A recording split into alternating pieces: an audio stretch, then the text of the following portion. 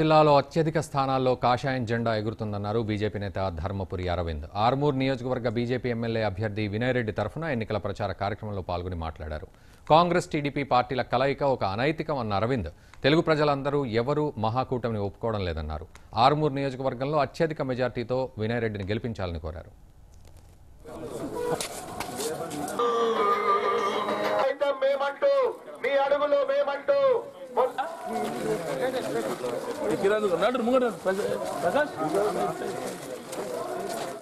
ఇంటికి ప్రచారం కొనసాగుతా ఉంది.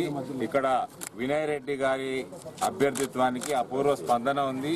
ఇక్కడ ప్రజలందరూ ఒకటే చెప్తున్నారు, మేము ఈసారి కమలం గుర్తు ఓటేస్తాము. ఇప్పటి వరకు 4.5 సంవత్సరాల నుంచి ఏళ్తున్న దొంగలని పారదోలుతాము. ఇక్కడ మంచి వ్యక్తిని వినయ్ రెడ్డిని ఎమ్మెల్యేగా చేసుకుంటాము. మొట్టమొదటిసారిగా ఇక్కడ బీజేపీ జెండా ఎగరవేస్తామని ప్రజలే మాకు చెప్తా ఉన్నారు.